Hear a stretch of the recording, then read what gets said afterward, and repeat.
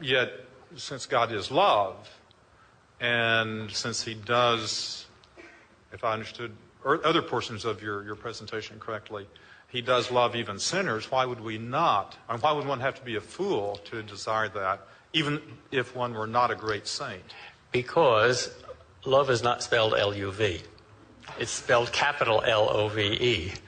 And love is like a volcano. The love of God makes God more formidable, not less. Because love, absolute love, perfect love, infinite love, is utterly intolerant of any imperfection in the beloved. If one of you ladies came up to me and said, Professor, can I have a minute of your time? I want your advice here. I'm losing a lot of money and I don't know how to pay my taxes, so I think I'm going to become a prostitute. You think it's a good idea? I would say, no, I think it's a stupid idea. Go away. I'm not interested. But if my wife said that, I wouldn't just say, go away, it's a stupid idea. I'd shout and scream. The more you love somebody, the more you expect of them. We expect the most of the people we love the most. So if God loves us infinitely, his expectations, his demands on us are so vastly excessive of what we are that when we meet him, we fall down at our feet as one dead.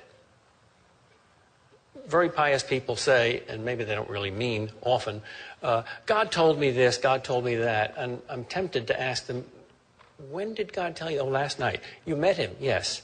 What happened when you met him? Oh, he comforted me. No, that wasn't God.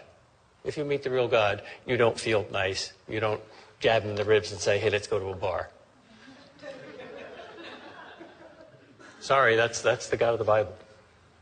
It's not convenient, it's not comfortable, and it's not going to win thousands of people into rich programs where you can go on television and make millions of dollars by saying, my God will pat you on the head if you only give me money. But that's what we're stuck with. As we're stuck with the people that love us the most. Imagine your father. Jesus' primary image for God is Father. When you got an F on your report card when you were in elementary school, the other kids laughed at it, and maybe your teacher frowned, but you didn't want to meet your father then. Why? Because he had much higher expectations of you. Well, God is Father with a capital F. But a forgiving Father with a capital F for forgiveness, right? Yes, absolute love and absolute forgiveness. And the worst thing about us is the pride with which we don't accept that forgiveness. Because in order to accept forgiveness, you have to admit that you're a sinner.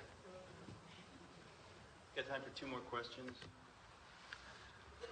I love your book, Making Sense Out of Suffering. It probably is the most helpful thing I ever read on that subject. But it's always seemed to me that there are 2 different kinds of suffering. I'm tempted to say that the only really compelling argument against the existence of God was formulated by a much deeper mind than mine. I think it was Dostoevsky who said the only compelling argument against the existence of God is the suffering of children. Now, if God sees every sparrow's fall, then why doesn't he see it when a little kid crawls into a refrigerator, an abandoned refrigerator, and shuts the door? Again, the 2 different kinds of suffering. I've never been a mother, but I think if I had a child who got very sick and died in my arms, I think maybe with the help of faith and prayer, I might be able to go on with life. But if I had a child who was kidnapped by a pervert and tortured and buried in a ditch someplace, I don't see myself emerging from that with any kind of faith at all. And that's what I mean by the 2 different kinds of suffering. It seems like there's a kind of suffering that's sad as it is, we can see being redemptive in some way, but there's another kind of suffering that just doesn't make any sense at all. And that's when I'm tempted to believe, well, you know, maybe there isn't any God and it's all just nonsense. Let's think of that horrible situation. You're a mother, you have a beloved child, the child gets tortured, kidnapped, raped. three people here. You, the child's torturer. Where's God? Well, if God is out there watching merely and doing nothing, then it takes an enormous amount of faith to say, well, God knows what he's doing. I don't know why he doesn't intervene. I wish he would, but he doesn't, so that's all there is to it. That kind of God, the merely watching God, is almost like the God of the torturer, because the torturer is not treating your child as a human being and not treating you as a human being, but treating the child as an object. And if God is only watching, he's treating us as objects. That's not the kind of God the Bible talks about.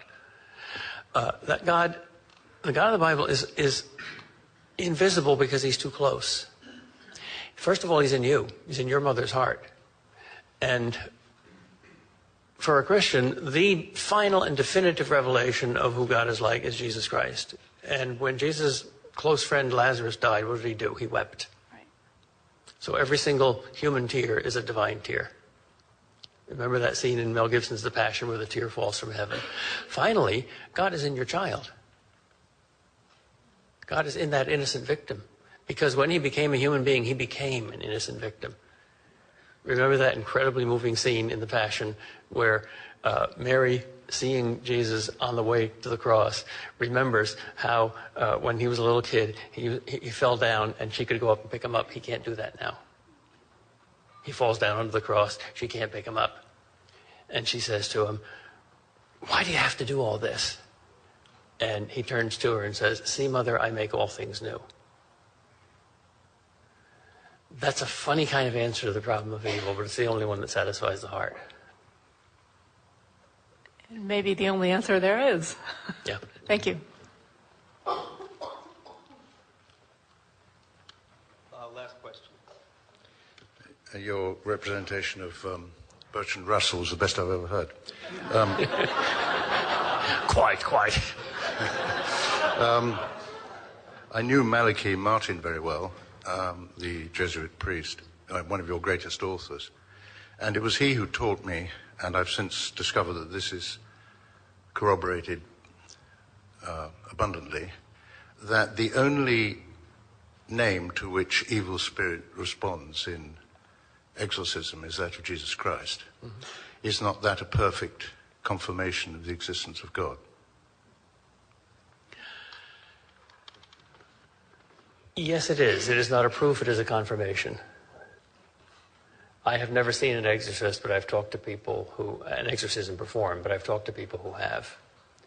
And the movie, the 40-year-old movie, The Exorcist, which caused an incredible commotion, some of it very deep and religious, as was caused by no other movie. I think The Exorcist and The Passion are probably the two movies that have discombobulated human hearts the most. That was based on a real case. Yes. And that's why it was so moving. And the sequels weren't. Yeah, it happens. Well, it's certainly what catapulted me towards Christ. Yeah. And to come back to my very first point, William James's point about the difference that a belief makes. If we are in a world where there is just secularity and neutrality as one option, and God and the infinite good as another option, then God might be the icing on the cake. But if we are in a world where there is perpetual warfare between good and evil, starting with our own heart, then you need God as much as you need a life raft. I know you said last question, Eric, but may I just humbly suggest to Dr. Kreeft that perhaps the answer to the child being kidnapped and raped is the great fact of free will. Free will was given to us by God, and that rapist misused his free will upon the child. That explains the origin of it. That explains the cause of it. God respects our free will so much. But deep down, the mother doesn't want God to respect free will that much. Well, When but God the mother doesn't control the universe. When God performs a spectacular miracle, which he doesn't do very often, I like to say, I love it when he does stuff like that. Why doesn't he do it more often? Well, Right. his love respects our freedom so amazingly that we don't like it.